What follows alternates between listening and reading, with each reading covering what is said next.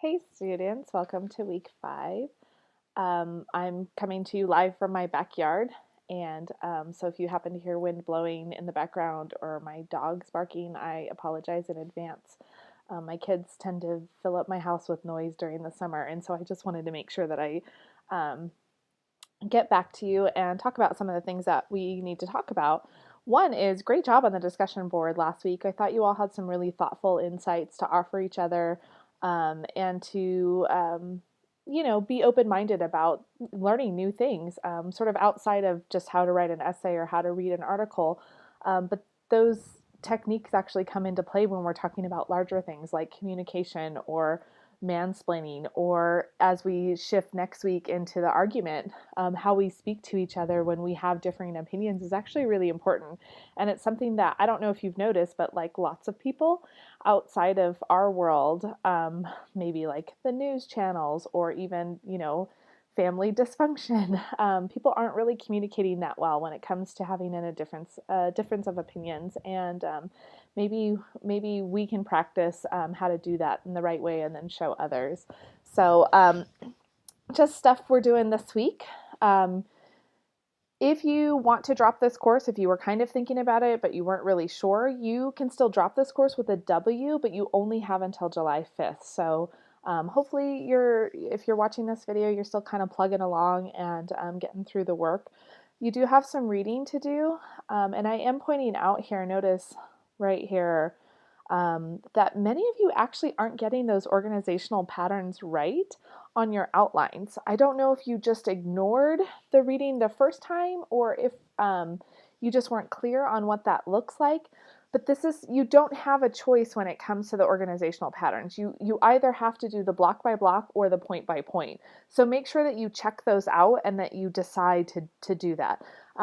In fact, I think on more than half of your outlines, I made some kind of comment about organization. That's exactly what I'm talking about there. Another thing I want you to reread is about paragraph development. Many of you are kind of missing the mark a little bit when it comes to developing those paragraphs. And all that really means, and I'm going to touch on this a little bit more in just a few minutes, but I want you to think about like, how do we expand on our ideas? And what that doesn't mean, because I think sometimes students think that it means like, how do I say this in a different way? Kind of fill up my essay with a bunch of BS. For some reason, I feel like high school teaches us all how to write like that, and that's not actually how we want to write in college. What we want to do is we want to take an idea like how our parents communicate with us or how our parents punish us, right? And expand on that and make that a well developed, well conveyed paragraph. Um, Other things you should know this week. Oh, your quiz, because of July 4th on Wednesday, I've moved your quiz until Thursday. So you'll have until Thursday at 11:59 to take the quiz. You can certainly take it before then, and Canvas won't be down on July 4th, but for many of you who happen to either be working late because of the holiday or perhaps enjoying some family festivities, you don't have to worry about that particular deadline. Your rough draft will be due by Thursday, though, so just be sure that you understand that. Today is only Monday, and as I'm talking to you right now, one strategy that you could tackle to get this rough draft done is, just take it piece by piece. Just tell yourself, okay, I'm going to work on just one paragraph today, two paragraphs tomorrow, and a couple paragraphs on Wednesday, and maybe the last paragraph on Thursday, in order to write the rough draft. That way you commit the time that you need to actually write the rough draft without sort of maybe overwhelming yourself with 3 or 4 hours at a time. Um, you do also have your next Language Success Center activity due by this Friday at 3. Most of you have really gotten in the hang of how to do this. In fact, I think 2 of you have already submitted your number 3 activities, so kiss your brain for that one. You will have to read 2 rough drafts of your classmates and then respond to each other in a peer review. And then notice here the last part is that your final draft of this essay, the compare and contrast, is going to be due by Monday. I'll still, like the last time around, I'll still post all of your stuff for next week on Monday itself, but if you need that extra little bit of time, please take me up on that. You can hear one of my dogs right now. So something I wanted to point out to you guys is about MLA formatting. About a third of you, it seems to me, don't necessarily know what that is, or you're not entirely sure what it is. And essentially, all it means is it's just a guideline for how your paper should look. Um, in English courses and science courses, I don't know, decades ago, they decided that in order for instructors to get through a large portion of papers and grading them, it'd be great if we could have like systematic ways to format them. And so MLA typically is the preferred method for all of your English courses. So it's not like you're just learning this for my class. You're actually going to have to learn this for English 1A, which is the next course after this one, and for 1B as well. So I gave you the link on the week 5 to do to this page. This is a great resource page, especially next week as we start to talk about the argument paper. When we start citing our sources, all of this stuff is going to come in handy. But generally, all I really want you to pay attention for, particularly in this essay, is that you have all your formatting right. So make sure that your spacing's correct, that your font size is correct, that your headers are correct. The margins around the paper should all be at 1 inch. And then you should also have the page number, your last name, and then the page number right at the top too. So again, I've left that link here just so that you can double check all of that stuff. Your book also has a really good example. If you're a visual person, like what should my paper actually look like? Go to page 457 in your book as well. That will help you. So I also want to make a note about revision. On the last essay, the description essay, there was about a third of the class who actually didn't revise their essays at all. You might have changed a couple of words. Maybe you added in like one sentence, and then you essentially just submitted just a slightly fixed version of your rough draft. And I want to make sure that it's super clear this time around that that cannot happen. If you do not actually revise that rough draft into a better version, then you will probably end up with a D or lower on that essay. Part of what I am trying to teach you in 475 is how to have a writing process, and that process includes steps. The first step is an outline, or brainstorming actually, and then an outline, and then the next step is a rough draft, and then how to work on your rough draft and polish that into a final draft. And for many students, that's actually the hardest part. I feel like they're not entirely sure what to do with their rough draft or how to make it better. Or sometimes students get the sense of, well, I already wrote this essay, therefore it must be done. And the answer is that's not true at all. You could write something, many times. I think my first book I attempted to write, I wrote 93 times before I finally said, okay, I think I'm done there. So you can revisit this essay many times. Now I realize you don't actually have a lot of time, but that's why you have to be strategic. And so take the advice that some of your peers are going to give you on the discussion board. If you want other help, do you see this link right here, Smart Online Tutoring? You can actually click on that and get some feedback on your essay. Now again, their job is not going to be to fix your essay. They're not going to tell you everything that has to get done in order for it to earn an A, but they're going to give you some starting places. Same, if you would like some feedback from me, you can certainly email me, ask me a specific question, and that way I can sort of start pointing you in the right direction. But learning to work on your own drafts is actually one of the most valuable skills that you could have as an academic writer, is how do you look at your own ideas and say, well, are those as clear as I want them to be, or am I conveying what I need to convey? So try really to be patient with yourself and to practice that, and don't get lazy about that. And I mean that. So notice here too that this essay is actually worth more than the last one. So this is now worth 15% of your final course grade. So you really do need to pay attention to what that final draft looks like. Something else I wanted to mention to you as well. Let me look here. Oh, I know. Comma splices. Let me see if I can pull that up. That's not it either.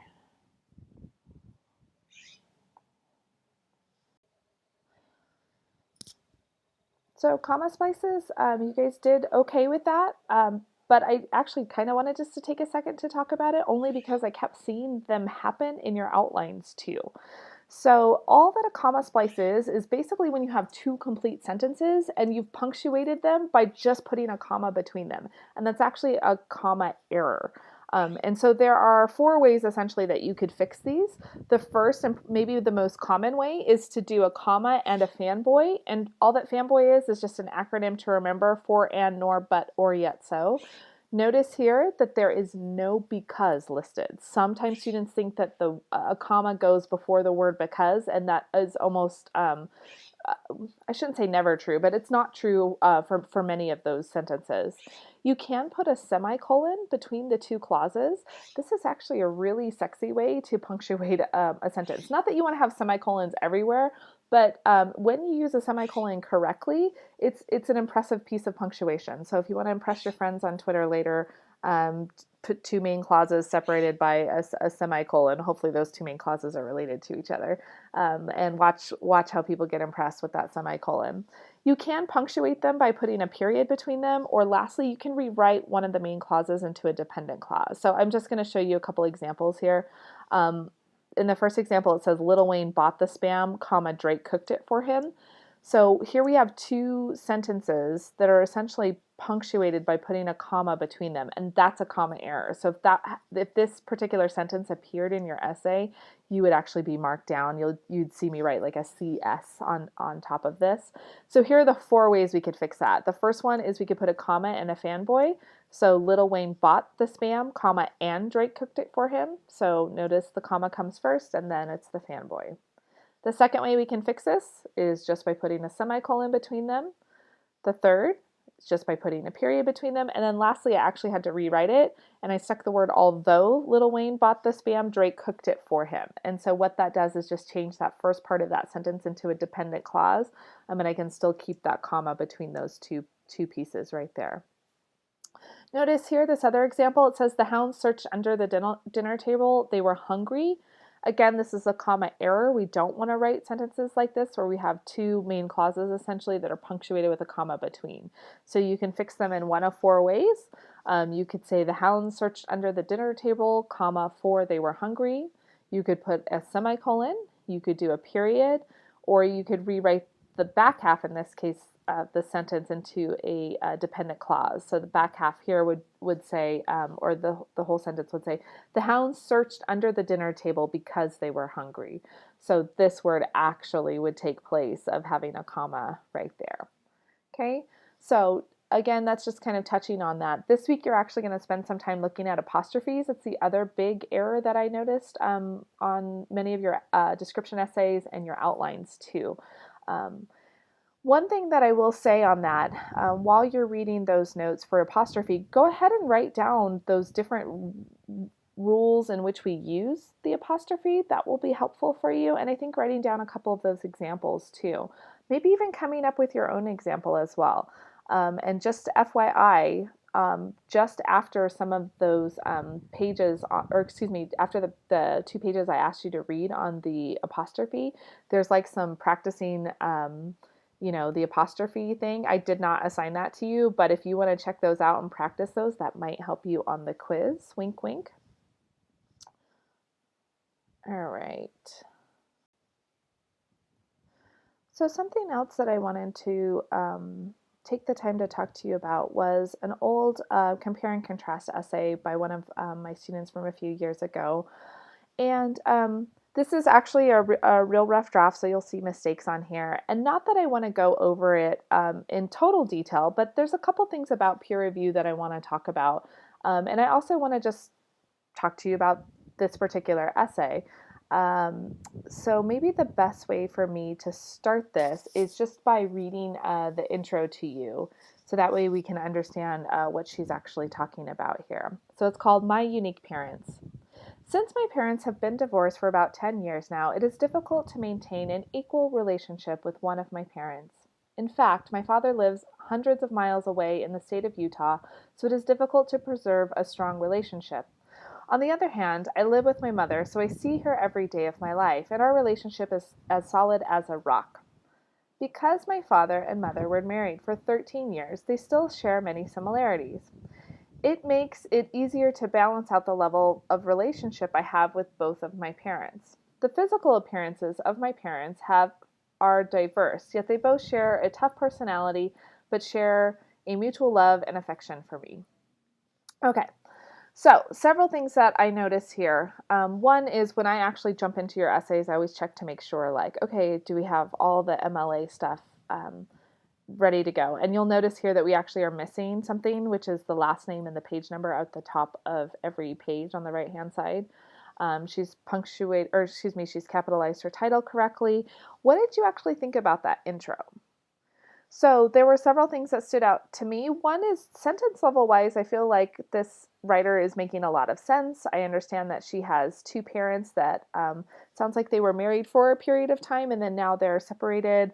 And dad is in Utah. And so part of what this essay is going to talk about is maybe like how this person navigates the intricacies of having one parent who's here and one parent who's not. And so it very much feels like it's going to be a compare and contrast to me. I feel like it's very clear who my subjects were, mom and dad. Let's see. There were a couple things I would actually advise this person. So now I'm starting to try. What I'm doing here, you guys, is trying to model for you how I would peer review this. One thing that I would know are the places where the sentences are kind of vague, or we have a couple cliches here, right? Our relationship is solid as a rock. That's one of those things that you could try to rewrite that. Our relationship is what? If you wanted to try to convey that it's as solid as a rock, what's a better way you could say that? The other thing that I would say that I think gives me pause in this introduction is I have some concerns about this particular phrasing right here. The physical appearance of my parents are diverse. And in fact, I actually remember speaking to this student about that because the goal of the essay is to compare and contrast your parents as parents, not necessarily as human beings. So I do not want you to compare and contrast how your parents actually look because that's probably going to be a pretty big difference in terms of, similarities and differences. So for this writer, I would definitely advise her like, hey, although I understand, you want to compare and contrast how your parents look, that's not part of the actual assignment. You're supposed to talk about how your parents parent you. One thing I want to point out to you guys is when I'm actually grading these, not on the computer, but when I have them printed out in front of me, one thing that I like to do to make sure that the organizational pattern is working is actually just highlight the two subjects. So if I made dad yellow and I made mom green, look at what happens. This writer did a really good job of sticking to the point by point.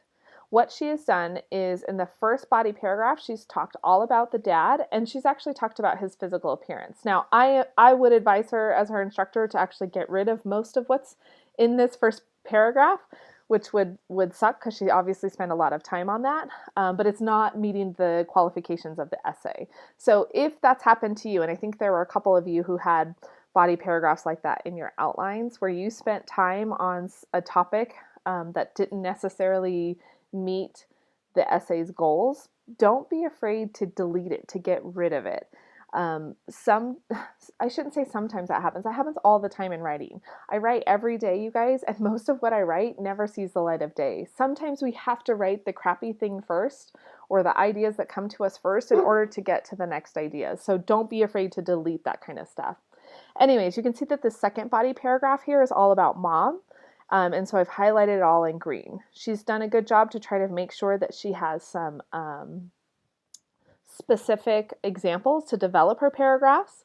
And I could read all of this to you, but notice here how big her paragraphs are, right? She's done a really good job of having nice, well-explained, well-developed paragraphs. And again, most of this she would probably have to end up deleting because it's not really meeting the goal of the assignment. Here is the next topic, right, where she's talking about showing love and affection. And this whole paragraph is all about dad. So I've highlighted all in yellow, right? Green paragraph, all about mom, right? And how mom expresses her love to the student. and then we have the conclusion right there. So if you're really struggling with organization, one thing that I would suggest to you is actually to pull out the highlighter and to highlight. Give subject A one color and subject B another color. If you find you are going, green, yellow, green, yellow, green, yellow, over and over and over in a single paragraph, you're going to want to restructure that, right? That's not how those paragraphs should actually look. In fact, that would be a case of sort of whiplash there. If the first half of your essay is all one color, it's all yellow, and the second half of your essay is all green, you've kind of stuck to a block by block pattern. So make sure that you've adhered to that really well and that you've paid attention to those kinds of suggestions that I've given you about the block by block and how to make sure that you're connecting those two subjects together, especially when you're in the second half of the essay. Okay, so the other thing that I would say here is just make sure that we are paying attention to our priorities when it comes to peer reviewing. And what I mean by that is it falls on the peer reviewer to help point the writer in a specific direction of where they should spend the most amount of time. Everyone is going to proofread, everyone's going to fix their grammar, everyone's going to fix their comma splices and their apostrophes. So we don't really need to spend a lot of time telling people those same things. What we really want to do is focus on content, right? Focus on things like the thesis or body paragraphs or, let me see if I can pull up your actual peer review list, because I've given you actually like a lot of things to consider when you're reading each other's essays, and I actually mean that. So notice here, right, is where it says clarity. I'm pointing on my computer like you can see me. Clarity, right? Where is the essay confusing? Don't be afraid to tell someone, hey, I thought this essay was really fantastic. I thought it was clear when you were comparing and contrasting your mom and your dad. However, when you mentioned your grandma, I didn't really understand why that was in the essay, right? So you'll want to point them to a specific place. You might even tell them, a paragraph number if need be. So again, focus on the stuff that really matters, the big ideas, right? We're not, as a peer reviewer, we don't want to necessarily be concerned with like the little things that we know someone's going to end up getting to. Concentrate on those big, giant content things that people can revise and spend the most amount of time on to better or to end up with a better grade than what they had on their rough draft. Notice here, you do not have to answer all of this stuff. I've just given it to you as a way to help you read someone's essay. Notice here too, y'all, if you are struggling with how to fix your own essay, why don't you read your own essay and see if you can answer any of or all of these questions? It might actually help you re-see your own essay there, okay? All right, last couple things I want to mention before I'll be done here is this week, after you click through the to-do list, you're going to see two different modules here from Poe the Panther Librarian. Yes, you need to read through these. Yes, you should understand what these actually look like. Partly what's happening here is as we move into the last section of our units in this summer school class, the last essay that we're going to be doing is an argument essay. You are going to be required to do research. It's going to be a bigger essay, so it's going to need a lot more time and energy. And for many of you, you might not be familiar with how to actually do research with library databases. I have a feeling most of you probably are experienced with like how to find stuff on Google, which is cool, but that's not really what we're looking for at that college level.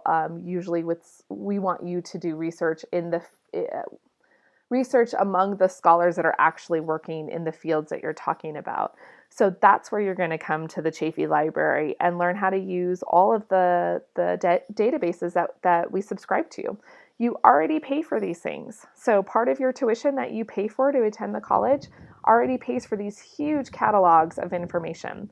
If you were to search on Google, for example, let's say you were looking up, trying to find a scholarly article on obesity. You might be able to find something. I am not denying that Google is going to have millions and millions and millions of results for you.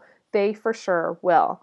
However, Sometimes with those scholarly articles, it's going to ask you to pay the subscription fee for that magazine, or it'll ask you to pay for the article. You do not have to pay for that stuff. You probably already pay for it with your tuition.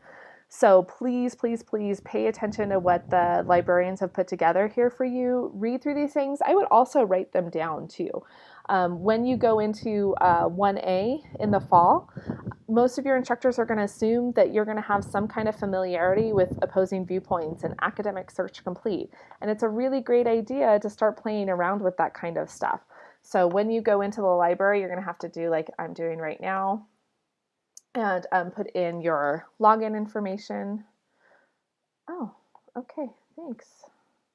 See, this stuff happens to me too, y'all. Not just you. Anyways, this thing's kind of giving me some grief right at the moment, but I'm just gonna put in a topic like here,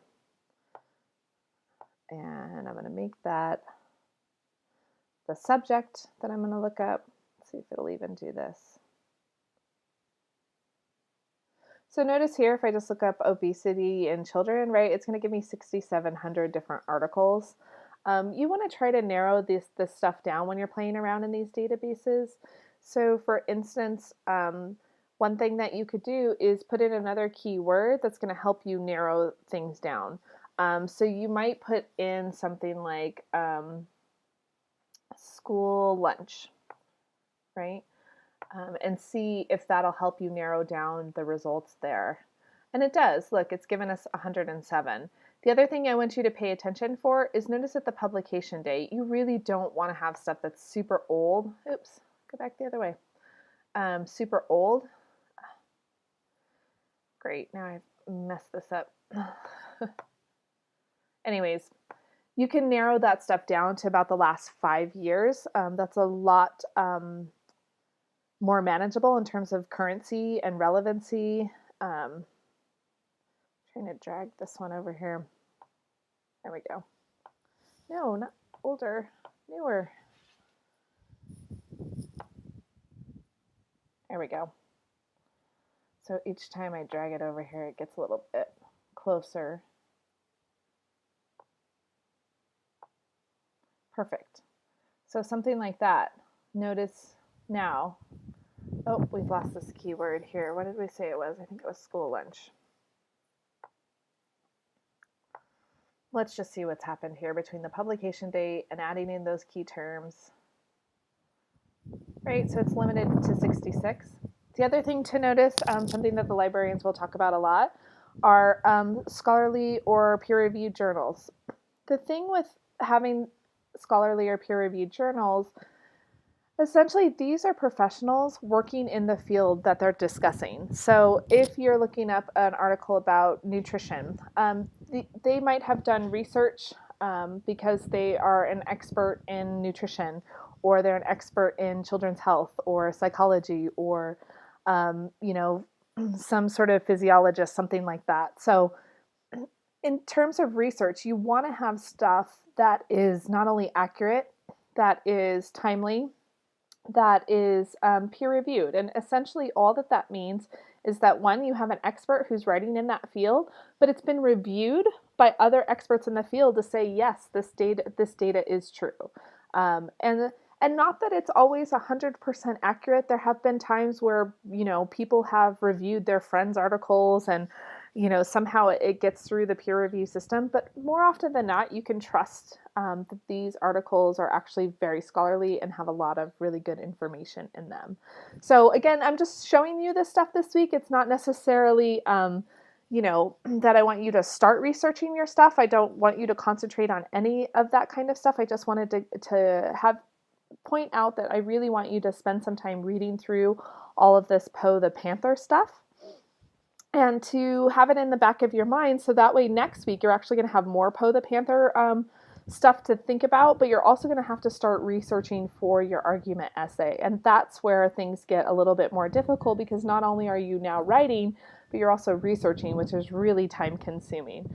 So stay strong, you guys. I know it's tough. I know so many of you have families and busy lives, and you're working a lot this summer, and it is a challenge. I'm not going to pretend that it's not, but you're almost done. And really, with just 3 solid weeks to go, you can do this, as long as you just kind of keep chipping away at the workload in front of you. If you do have questions, if you have concerns, make sure that you email me. Most of you know that I'm fairly good about getting back to you pretty quickly, so make sure you reach out if you need anything. Other than that, you guys, I'll see you on the discussion boards. Bye.